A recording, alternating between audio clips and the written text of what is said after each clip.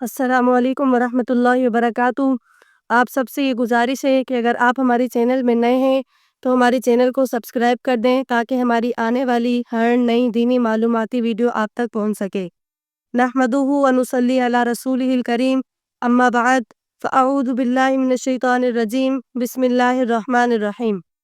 ہر انسان کو یہ بات سمجھنا چاہیے کہ سپر پاور جو ہے وہ صرف اللہ تعالیٰ کی ذات ہے، اس کے علاوہ کوئی سپر پاور نہیں ہے۔ جب کوئی عہدہ ملے، جب کوئی دنیا کی چھوٹی سی چھوٹی طاقت مل جائے تو اس کا غلط استعمال کبھی مت کرو، کسی پر ظلم مت کرو، رائی کے دانے کے برابر بھی کسی پر ظلم مت کرو،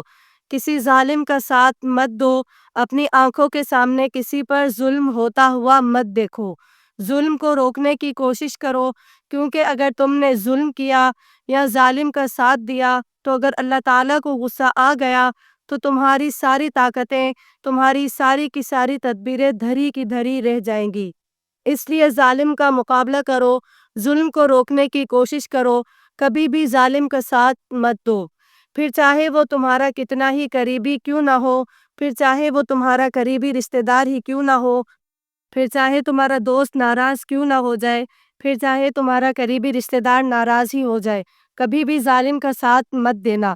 آپ پوری تاریخ کو اٹھا کر دیکھیں گے تو جتنے بھی بڑے بڑے ظالم گزرے ہیں تو اللہ تعالیٰ نے ان کو ڈھیل دی ہے ایک وقت کے لیے، ایک وقت تک انہیں ڈھیل ملتی رہتی ہے، اور ڈھیل بھی اس لیے ملتی ہے کہ بیچ میں اللہ تعالیٰ کے جھٹکے بھی ان کو ملتے ہیں۔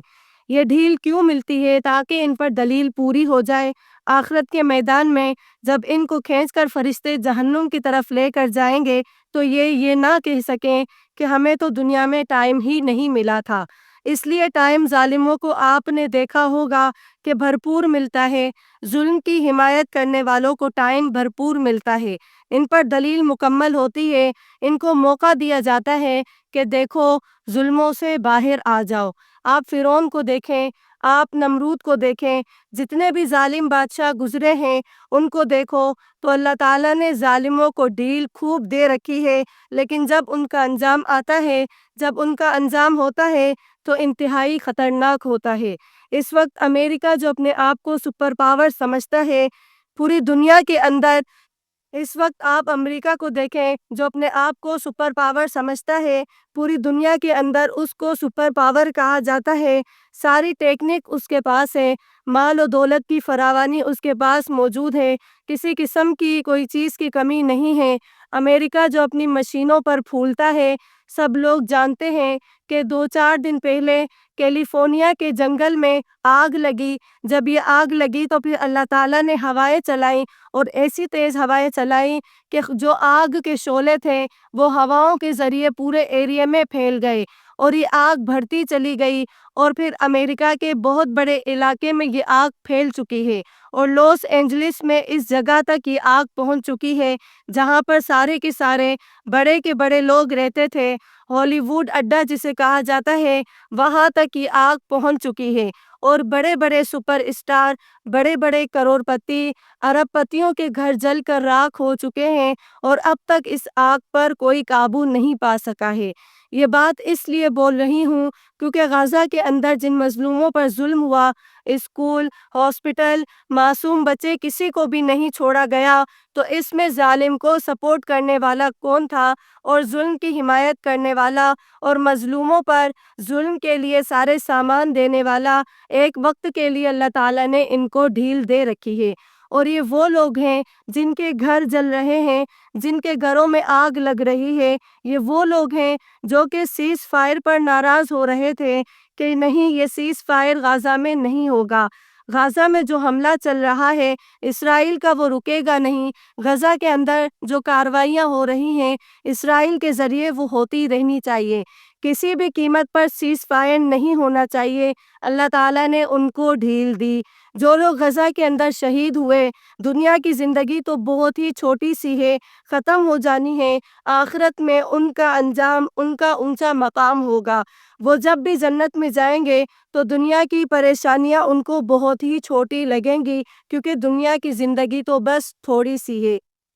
لیکن اب جو شہر اللہ تعالیٰ کی طرف سے ٹھیک ہے چھوٹے سے وقت کے لیے ہوتا ہے، لمیٹڈ ہوتا ہے، کیونکہ اللہ تعالیٰ قرآن مجید میں خود فرماتے ہیں کہ ان ظالموں کو عذاب دے کر مجھے کیا ملے گا، ان ظالموں کو مجھے کیا فائدہ ہوگا کہ تمہیں میں عذاب دوں، تمہیں میں عذاب میں مبتلا کروں۔ تو یہ جو شارٹ ٹائم کے لیے ایک آزمائش اور ایک عذاب آتا ہے، عذاب تو ظالموں پر آتا ہے اور آزمائش تو اللہ تعالیٰ کے نیک بندوں پر آتی ہے۔ یہ جو شارٹ ٹائم کے لیے عذاب آتا ہے، یہ جو جھٹکا ہوتا ہے، یہ وارننگ ہوتی ہے اللہ تعالیٰ کی طرف سے کہ دیکھو سپر پاور میں ہوں، دیکھو طاقت والا میں ہوں۔ ظلم میں اور اپنی پاور کے نشے میں اتنے چور مت ہو جانا کہ تم یہ بھول جاؤ، اس کو تم بولو گے کہ یہ قدرت کا قہر ہے، اب اس کو بولو گے کہ یہ تو قدرتی آفت ہے۔ ایسا نہیں ہے۔ قدرت کون ہے؟ وہی سپر پاور اللہ ہے، اس کو مت بھولنا، کیونکہ جب اللہ کو غصہ آتا ہے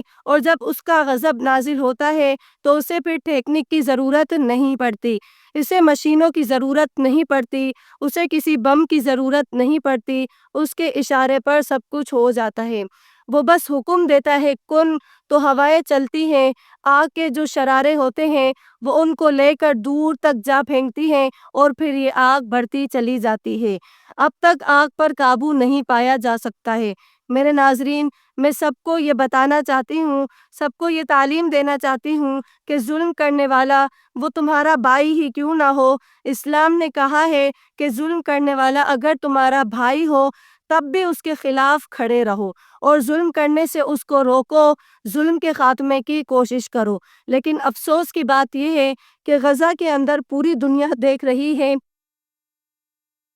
پوری دنیا یہ جانتی ہے یہ کیسا بدترین ظلم غزہ کے اندر ہوا ہے، پوری دنیا نے دیکھا ہے اور خاموش تماشائی بن کر کھڑی ہوئی ہے۔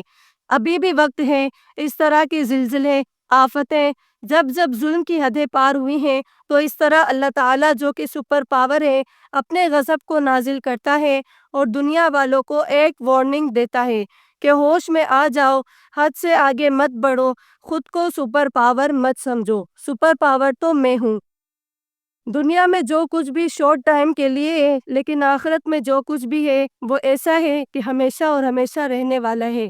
یہ میری کچھ باتیں ہیں، مجھے امید ہے کہ آپ لوگوں کو میری باتیں سمجھ میں آ گئی ہوں گی، اور میں پوری دنیا کو یہ بات بتانا چاہتی ہوں کہ ظلم کو روکنے کی حد درجہ کوشش کرنی چاہیے، اور وہ ظلم اور ظالم اور ظلم کی حمایت کرنے والا چاہے کوئی بھی ہو، مذہب کو اس میں نہیں دیکھنا چاہیے۔ امید ہے کہ آپ کو آج کی ویڈیو اچھی لگی ہوگی۔ اگر ویڈیو اچھی لگی تو چینل کو سبسکرائب کر دیں تاکہ میری آنے والی ہر نئی دینی معلوماتی ویڈیو آپ تک پہنچ سکے۔ تو ملتے ہیں انشاءاللہ اگلی ویڈیو میں، تب تک کے لیے اللہ حافظ۔